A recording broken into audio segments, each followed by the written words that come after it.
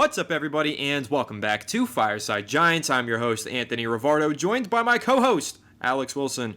And the Giants wrapped up mandatory minicamp yesterday. Only 2 practices, no pads. Of course, those don't come on until later on in the offseason during training camp. But this little minicamp, some key takeaways with some players who were standing out. The offense really putting up some highlights all over social media, which is pretty exciting considering the status of the Giants offense last season. And also the Giants went ahead and added some cornerback depth. So we want to talk about that and just talk about any of the major takeaways that we had from mandatory minicamp. Again, it's going to get slow here. Giants not practicing until training camp, but in the meantime, player breakdowns, a lot of fun stuff, reactions to minicamp, and all the other storylines surrounding the Giants still continuing here on Fireside Giants, but we want to dive into some of these major takeaways from minicamp in today's episode. But before we dive into all that, make sure to leave a like if you enjoyed this episode. Subscribe to the channel if you're new. Ring the bell so you don't miss an episode, and comment your thoughts down below in the comment section. If you're listening to Apple or Spotify, please make sure to leave us a 5-star review. Go ahead and follow us on all of our social media channels at Fireside Giants. Without further ado, Alex, how are you doing today, my friend? And how are you feeling after mandatory minicamp wrapped up? I will say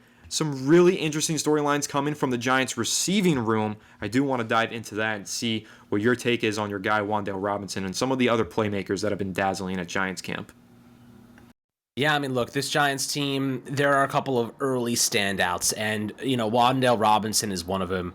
I think he said yesterday, in fact, that he set a couple of personal records training this offseason. Not exactly sure what he was talking about in terms of the records he did set. Maybe it was explosiveness, it was speed, but the dude looks like he is ready to ball, man. I mean, his agility and quickness is jumping off the videos, jumping off the screen. You see Malik Neighbors, who with the one-handed catches, you love to see the fun highlights, but this dude Wan'Dale's all about business, man. Like, you listen to him talk, you watch him play, you watch everything he does, his routes, his pre-snap motion. The guy is just perfect in everything he does. I think that, look, if I'm buying stock on any freaking player this year, it is that guy. It is Wan'Dale Robinson. As long as he stays healthy, mark my words, that guy is going to be one of our best offensive contributors. I easily see him surpassing 700 yards next year if he stays healthy, easily. And I honestly believe that because, first and foremost, if Daniel Jones is looking to get rid of the ball quickly, get rid of the ball in the first or second read, Wan'Dale is going to be one of those reads, right? His last read probably going to be one of those tight ends where, unless it's something hot, it's going to be like, all right, security blanket Daniel Bellinger, sitting down in the middle of the field, or whether it be somebody moving up the seams. But Wan'Dale's going to be early and often one of those first 2 reads, and I love that because he creates separation instantly. Been talking him up for days now. This is not new if you're a fan of Fireside Giants. I love this kid. I think he's going to be a really good player for us over the next couple of years. Again, health is imperative and an important variable for any player, but as long as he stays healthy, I could see him being our number 2 receiver out of the slot, and the guy that a lot of people are underrating across the league right now. I think I saw somebody drop a list of underrated receivers, guys who could break out. Wan'Dale was not on that list, but there were like Shakir for the Bills was on that list. And I'm like, how is Shakir on the Bills, part of that list, but Wan'Dale isn't part of that breakout list? I don't know. I consider him a sleeper, Wan'Dale. So I think that, if you're into betting into fantasy football, that's a guy I'd be taking a lot. But then the offensive line been shuffling a lot over the last couple of days. We talked about Evan Neal and, his slow progress through rehabilitation, hasn't really gotten much work in. Where do you kind of sit on that, Anthony? Guys, gals, comment section. What do you feel about Evan Neal? Hasn't really worked up the, hasn't gotten healthy enough to actually contribute in terms of, maybe refining his fundamentals, learning the new system, and he's kind of slowly coming along here. Do you still feel confident in him? Right now, I think Jermaine Illuminor, I think they have confidence that he'll be the right tackle, Evan Neal, but I think Jermaine Illuminor probably takes that job. I'm more so just curious to who the hell plays right guard for us. We're going to have an episode following up on this, talking about the offensive line in specific, but just, quickly wanted to get your opinion on, the Evan Neal situation and Jermaine Illuminor actually getting some action at left guard. Yeah, so obviously, like you said, we'll dive really deep into Jermaine Illuminor in an upcoming episode, but you asked me if I still have confidence in Evan Neal, and I do have to say I've never had confidence in Evan Neal this offseason. So while I've been hopeful that he'll take that step forward, and I'm really praying that he does become the Giants' quality starting right tackle, confidence is not the word that I would use to describe my feelings towards Evan Neal. I still feel very shaky about him. The fact that he's not practicing and he's not healthy enough and ready to go during minicamp, I don't think it's the end of the world. Kind of like I said in a recent episode, it is just shorts and t-shirts. They're not doing drills with pads on against the defensive linemen, so giving him extra time to recover and get healthy is the smart move. It was doctor's orders, so that's all very important for Evan Neal as he continues to progress and rehab from that ankle surgery. But no, I'm not confident in him. I don't expect him to return to training camp and just immediately be like, hey, I'm an all-pro offensive tackle now. I'm not thinking that. I do have a lot of concern going into the summer with Evan Neal. It's do or die for him at this point. Former top 10 pick for the Giants. It's kind of do or die for them. They really need him to step forward before they think about seriously moving on from him. But obviously, it's going to be intriguing to see what happens with Jermaine Illuminor. Where does he play? Where does he line up on this offensive line? And what happens with Evan Neal if he's not healthy this season or if he just doesn't play well? It's going to be probably one of the biggest storylines coming out of Giants training camp once we get there next month. All eyes on Evan Neal and the offensive line. But one of the things that you mentioned there, right guard, who's playing there? Well, so far they've had John Runyon at right guard, and they've had Jermaine Illuminor focusing in on a left guard. And I saw Jordan Rannon recently explain this as the Giants feel like their best interior offensive lineman going into the season is John Runyon, so they want to put him at right guard to mask what deficiencies they might get out of the right tackle position with Evan Neal. So it will make sense if we see John Runyon there, but it also won't make sense, Alex, because as you explained to the audience, when we signed John Runyon, his stats on the left side of the line are far better than his stats on the right side of the line. That is absolutely where he has been more comfortable playing throughout his NFL career. So it's a little bit interesting, but at the end of the day, I am banking on Carmen Brasillo to get things right here. I think that he's done an excellent job throughout his career extrapolating on the talent that he has. He doesn't have a lot of talent. He hasn't really ever coached like a ton of talent on an offensive line, but he's always found ways to make these undrafted guys, these 5th round picks, these 3rd round picks, take them and develop their talents and make them quality starters. So I'm hoping that John Runyon making the switch back from left guard to right guard, hopefully Brasillo can ease that process for him and help him take that step forward and be a reliable starting right guard for the Giants. Meanwhile, hopefully Evan Neal takes that step forward. And I do trust in Jermaine Illuminor wherever he plays on the offensive line. I think he's still going to be an upgrade over what the Giants had last year. He'll be an upgrade if he plays at right tackle over what Evan Neal was last season. He'll be an upgrade at right guard, left guard over the guards that the Giants had last year. So at the end of the day, I do still feel like this Giants offensive line is upgraded no matter what. But it'll be interesting to see exactly how the starting 5 shapes out by week 1. Now, the next topic of conversation that I want to dive into, Alex, cornerback. So a few things here. First of all, Darnay Holmes is not only playing in the slot, but also outside now, and so is Nick McLeod. Those guys are playing in more than one position. I think that's interesting.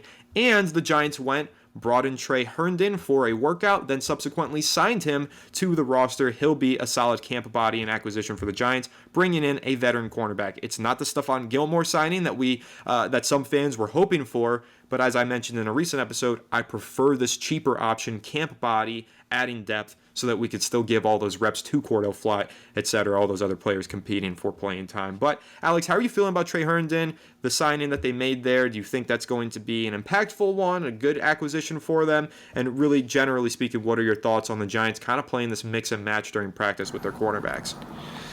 Yeah, I mean, look, the Giants were always going to be bringing in a veteran. I think after, I can kind of give you the information right now in terms of salary space. The Giants have $11.7 million in salary space. Trey Herndon is probably a vet min guy, or at least very close to being a vet minimum signing there.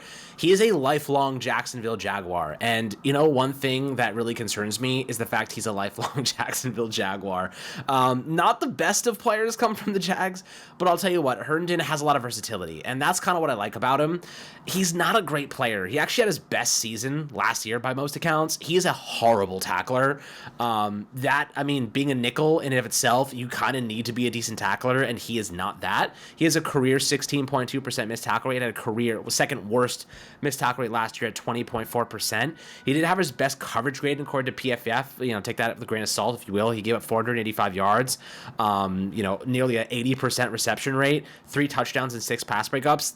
Let's keep in mind, guys, this is not a great player. This is a probably slightly below average player. And look, the Giants, we talked about Stephon Gilmore. We talked about, bringing in some veteran quality to compete. I'm getting major like trial by fire vibes right now. I'm getting major Trey Herndon, buddy. You're not actually starting. You're here just to be veteran experience.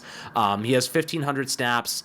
I think in the slot, and then he has some reps out wide as well. Yes, he has 1,500 at corner on the boundary and about 1,300 in the slot. So yeah, like he has experience at both spots, but end of the day, I think he's probably competing inside with Andrew Phillips, and even Nick McLeod got some reps there.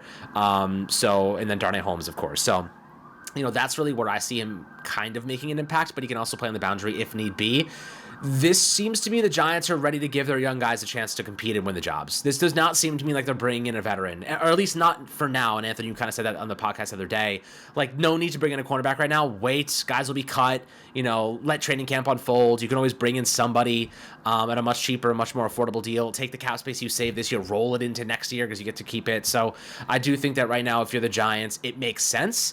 What are your thoughts on Trey Herndon? This is just a cheap guy, probably doesn't win a job, but he's there to provide experience, and he obviously has a ton of that at the NFL level.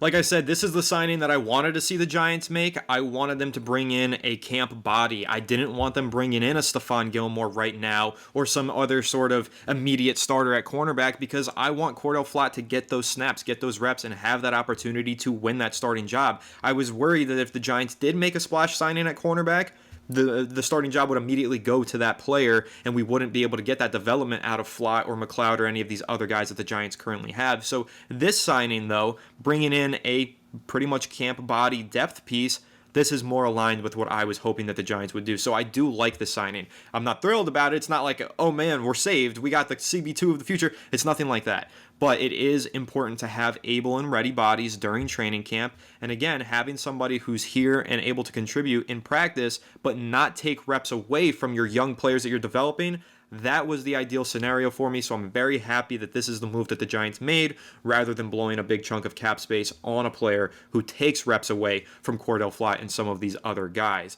Alex, I do want to talk about quarterback next, right? Tommy DeVito looked good all throughout OTAs, all throughout minicamp. Future New York Giants franchise quarterback, Super Bowl winning quarterback, and MVP Tommy DeVito. I hope and I dream, although it's probably not very likely. But he did look good throughout OTAs and minicamp, and I'm excited about that. And I'm excited about the fact that the Giants are getting some value, hopefully, from QB3. And Drew Lock, it sounds like we didn't get a lot of buzz out of him from mandatory minicamp.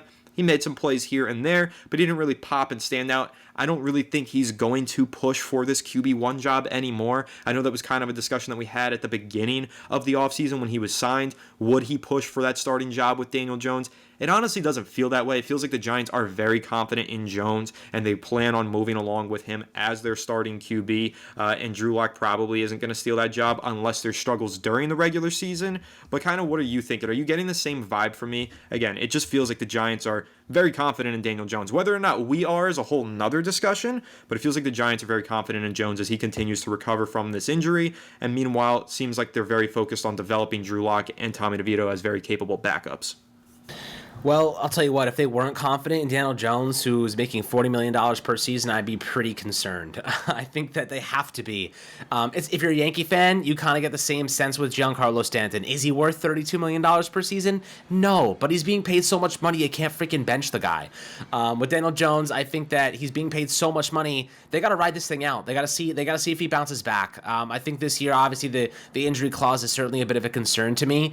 The Giants don't feel that way, and Joe Schoen said it, and I get his point. Injuries happen as part of football. You can't build your team around the expectation of some guy getting hurt, and I think that that's honestly probably the right way to think about it, even though, if he does get hurt, we're kind of in a bad spot. So right now, I get it. Daniel Jones is the guy. I can fully support it. I understand it. We didn't get a quarterback. Is what it is. He's our guy for now. Best to him. Let's hope he wins games for us because we're Giants fans. We want to win freaking football games. I don't want to be miserable by week 4 every single season. So, this is kind of a year where you give him a WR1. Hopefully the offensive line is better. Hopefully DJ takes a step forward. He rebounds, has a good season. We'll see how he actually does. Do I have confidence in Daniel Jones? It doesn't matter, really. It really just doesn't matter because this year will define his future. Whether I have confidence in him or not, if Daniel Jones doesn't play well, he's gone. If he plays well, I still think he might be gone. He has to be great. He has to prove that he is worth the $40+ million and then some to stick around because I just don't think the Giants can convince themselves to be paying him $52 million in 2026 unless he's playing like a $52 million quarterback. So, that's kind of what it comes down to at the end of the day. Can they feel confident he's going to keep getting better and keep and excel and not regress? That's really up to him. It's really up to how he performs. So it doesn't really matter what I think at the end of the day. However, when it comes to the backup spot, I actually am hoping Tommy DeVito wins that job. And the reason I hope Tommy DeVito wins that job over Drew Lock is because Drew Lock is on a 1-year, $5 million deal, and Tommy DeVito is making next to nothing for the foreseeable future. So not only does it keep costs down, but DeVito seems like he's got some spunk. I like his ego. I like his personality. If we're gonna have a decent backup who can step in and at least compete, make some plays, do some stuff off script, that should be the guy. Having a good backup is a luxury, and I think that the Giants brought in Drew Lock because it was like, all right, we need to have somebody with experience just in case, but we don't want to pay Tyrod Taylor backup money. We want to pay Drew Lock backup money, which is $5 million on a 1-year deal. And then hopefully Tommy DeVito unseats him, and you're kind of in a decent spot. Now, I am curious, though, what Drew Lock's, I think it's fully guaranteed, if I'm not mistaken. I don't think they can get out of it so easily if they were to do that, but let me look at his spot rack kind of salary right now. In terms of guarantees, he has $5 million guaranteed at signing. So yeah, even if they were to cut him, they would have to eat the entire contract. So you're probably not going to cut Drew Lock even if Tommy DeVito wins that job. You probably just hold three quarterbacks, but I estimate that if they don't hold 3 quarterbacks, they'll probably put Tommy DeVito on the practice squad. But there's a real possibility that another team may sign him off our practice squad if we let him get there. So, Anthony, what are you thinking in terms of? Do you think that Tommy has a decent chance to win that backup job? If he does, do you think the Giants would just cut Drew Lock, or do you think that they would just hold 3 quarterbacks on the roster to protect Tommy from being signed?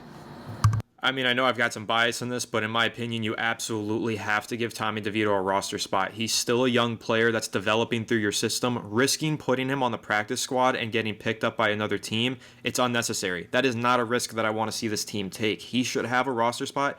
I personally feel like he's earned one through his dedication in practice and his play during the regular season last year. He definitely flashed potential. I understand that the advanced metrics and the stats tell you that Tommy DeVito wasn't this game-breaking QB. Okay, nobody expected him to be. He was an undrafted rookie who stepped in there and brought this team onto a winning streak. If you don't think that other teams around the NFL would like to bring him in and get some spot starts out of a quarterback like that who's still young and developing, you're out of your mind. The Giants honestly cannot let Tommy DeVito walk onto the practice squad and get picked up elsewhere, in my opinion. First of all, I don't think he'd want to go elsewhere, but if he's given an opportunity to start at some point during the regular season, he probably takes it. The only way the Giants prevent that is by having him on their active roster. So again, I think that Tommy DeVito, I understand I've got some bias here, really love him. I'm literally wearing an Italian flag on my shirt right now, so you know that there's bias involved in my points on Tommy DeVito, but at the end of the day, boil it down to this being a second-year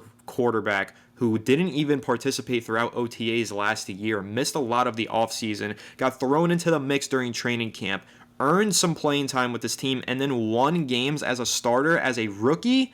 The kid has potential. Whether you see starting potential down the line or you see him as a long-term backup for this team, never underestimate the value of having a long-term, stable backup quarterback on a cheap contract, which is exactly what Tommy DeVito could be for this team long-term. So Drew Lock is on a 1-year deal. He's probably here this year, and then he's gone next year. Journeyman quarterback playing for another team in a pinch that needs a bridge. That's probably Drew Lock in 2025. It doesn't have to be that way with Tommy DeVito. Tommy DeVito can be your backup this year, next year, the year after. Make him a player that you just constantly have on your roster, backing up your quarterbacks, giving you some stability, and helping players get acclimated in the future at the quarterback position. That's how I feel about it. I don't think that the Giants should even entertain the idea of cutting him, but I do understand that only 53 players can make the final roster, so it is a conversation that they are going to have with Tommy DeVito and whether or not he's going to be on the active roster come week 1. But I also think, considering Daniel Jones' injury clause in his contract, you should be rostering 3 quarterbacks in case of any emergencies. You got to take somebody out of the lineup. There is an injury to Jones or Drew Lock, anyone. I think that the Giants should be rostering 3 quarterbacks this upcoming season, and absolutely, to me, Tommy DeVito has already earned that job, and I'm hoping that he continues to earn it throughout the summer practices, as he seems like he's already began to with these beginning practices. Alex, another thing that I do want to discuss in this episode, the running back room. Sounds like there's a lot of intrigue here. Devin Singletary, of course, the lead back. Tyrone Tracy earning a lot of reps. I know we discussed that in a recent episode, how he's already making a push to be the receiving back. But this committee that the Giants are forming in the backfield has got me pretty excited for this upcoming season. I think when you add that to the fact that the Giants receiver room looks deep this year, looks really talented and full of playmaking ability, and now you throw in this committee backfield into the mix, I'm getting a little bit excited about this Giants offense, I can't lie. And I'm surprised that I'm saying that after minicamp because of how bad the offense was last year. But everything is just kind of clicking so far through these practices. Maybe that has something to do with Brian Daboll calling the plays at these practices and practicing in that regard. That's also an interesting storyline to discuss. But how are you feeling about this committee backfield that the Giants are forming here? I imagine you're probably pretty excited about it as well. Yeah, I mean, look, like I said a couple days ago, losing Saquon sucks, but having a more balanced approach on offense that focuses on the passing game is really what we've needed to do for a long time. You don't need a superstar at running back to win a championship. What you do need is a good foundation and a good scheme and a balanced attack. You can't lean on any one singular player to be anybody, even Malik Neighbors. You can't lean on him to be your entire offense. You need to spread the ball around. You need to be more multifaceted, and the Giants just simply haven't been. They've leaned way too much on the most injury-prone position in football, and that was their biggest mistake, was leaning on Saquon Barkley to be their entire offense. Saquon Barkley can be an entire offense, but not when you have one of the worst-ranked offensive lines and one of the weakest receiver cores in football. So, finally the Giants have a little bit more balance. I think Tyrone Tracy is a very underrated player. Turbo, Dante Miller, really fast guy. I wonder if he cracks this roster. And Singletary is a very, very good, efficient, affordable running back. I think is going to be totally, solid for this Giants team. He's going to do exactly what we need him to do. He's going to do the dirty work for us. And then third downs come around. Tyrone Tracy, his versatility as a receiver, his lack of workload at the collegiate level. Yes, he's a little bit older to be a rookie, but he has such a low, mileage on his legs. I think that we're going to get exponential value out of him. He's built. He is developed. He's like a ready-to-go running back. He's not a guy you have to develop for a couple of years. He's come into his own frame. He obviously the low mileage there, and then the capabilities in other ways you can utilize him, be a little bit more creative. I do think the Giants can get some nice value out of him. I do think he's going to be a solid player for this team. So Giants going a little bit of a different route, focusing on positional value. We've asked them to do this for years. Finally, they've caught on. Finally, they're kind of like going in that direction of addressing the positions that core teams build around. The last piece to the puzzle is a Christian McCaffrey or Saquon Barkley, guys. That's what the 49ers and Eagles do to get that last piece. The Giants need to be building around foundational pieces that are very expensive, like receivers, like pass rushers, like cornerbacks, like quarterbacks. That's where the Giants need to be, not over-investing in the running back position. So I think they made the right choice. I think from a pure business perspective, they've done a tremendous job turning this ship in the right direction. From a fan perspective, sucks to watch Saquon leave and his production, but I think it was in the best interest of the team long term in terms of developing this roster, because this team is not winning a championship this year, most likely. Obviously, Nick can't rule anything out ever, but I think we can all agree that this team is still rebuilding in a lot of ways. And by the time Saquon was even like in a place to win here, it might be 2 or 3 years down the road, and he's going to be 30, and like that drop off for running backs is insane at that age. So I think the Giants made the right decision for their long-term prospects, and they're building this roster a little bit more efficiently, focusing on getting players that are high-priced on cost-efficient contracts like Neighbors, making less than $10 million per season on average, while Justin Jefferson and CeeDee Lamb are about to make 35+ mil. 100%, and I think that's a perfect segue. Let's talk about Neighbors. He's been so exciting. Every single day that the Giants have had a practice, we've seen an exciting video of Malik Neighbors, whether he's making a touchdown grab during the drills or if he's just showing off his hands, making spectacular one-handed grabs during the warm-ups. Malik Neighbors is definitely adding to the excitement of this team, Alex, and I think that he's just going to be an absolute superstar playmaker for this Giants team. I'm just thrilled with everything that Malik Neighbors has done so far during these early practices, and I just can't wait during training camp, see him go up against some of our cornerbacks, hopefully score some sick touchdowns during the practices. It's going to be a lot of fun, definitely keeping the closest eye possible on the Giants rookie first-round draft pick. But anything else coming out of OTAs, Alex, that's caught your eye, or any storylines that you do want to discuss before we wrap this thing up? I mean, this team obviously has a couple of weeks off now. It's going to be a little bit of a quiet season over the next weeks and until training camp obviously comes around. But we'll keep you guys updated on all the interesting storylines and narratives as we ramp up towards that. It's going to happen fast, right around the corner. Season's going to start. We're right back at it for another Giants season here at Fireside Giants. So got you guys covered. Any further news? We'll do some player breakdowns, stuff like that, projections for the upcoming season. Lots to talk about as always. But I think this team is trending like we've been here for a minute now, right, Anthony? Like, we've seen the ups and downs. We've seen what works. We've seen what doesn't. And the one thing I can tell you that I do like about what I'm seeing is the financials of this team. The financials of this team look really good. Aside from what they do with Daniel Jones's contract, we'll see what happens. This team can restructure Dexter Lawrence's contract. They can restructure Brian Burns' contract. They can restructure Andrew Thomas's contract. They have tons of money opening up. Cost control talent across the board. This team has not, at least as far as I've been aware, this team has not been in a better financial situation than we are right now. So that is very promising to me. And we have a lot of really good young talent and a lot of really high athletic upside talent. So I think all those things combined, theoretically in my head, makes sense that we're going to progress towards a much better quality team. To me, it's about the coaching. We have talent. Now it's about the coaching actually maximizing their value and getting them where they need to be. So that's kind of the next step in the progression model, in my opinion. I'm with you. I think that the changes to the coaching staff this season are going to play a large role in the success of this team, of course, with Brian Daboll potentially calling plays and with Shane Bowen implementing this new defensive scheme, which Bobby Okereke said is a lot of fun and is going to ask him to play a lot more in coverage, which I'm pretty excited about. Bobby Okereke has been very good in coverage throughout his career, and now he's going to have an opportunity to do that a little bit more in this new Shane Bowen defensive system. So that's going to be a fun storyline to keep an eye on throughout training camp as well. And kind of like you just said, Alex, sure, things are going to get a little slow here for the Giants in the news cycle. They're not going to get slow here on Fireside Giants, though. Player breakdowns, film breakdowns, discussions over position battles to look for going into training camp, all of that fun stuff right here on Fireside Giants as we enter year 4 of the Fireside Giants YouTube channel experience. Can't believe it's been this long, and super grateful for the platform and the audience that we have here and all of you who've been viewing since year 1, year 0 even, from the start of the channel. Know you guys have been viewing us for a long time. Many of you have, and we're excited to continue to deliver all this daily New York Giants elite content to you right here on Fireside Giants. So make sure to leave a like if you enjoyed this episode. Subscribe to the channel if you're new. Ring the bell so don't miss an episode, and comment your thoughts down below in the comment section. If you're listening at Apple or Spotify, please make sure to leave us a 5-star review. Go ahead and follow us on all of our social media channels at Fireside Giants. Without further ado, we will catch you all in the next one. Have a good one, and let's go Giants.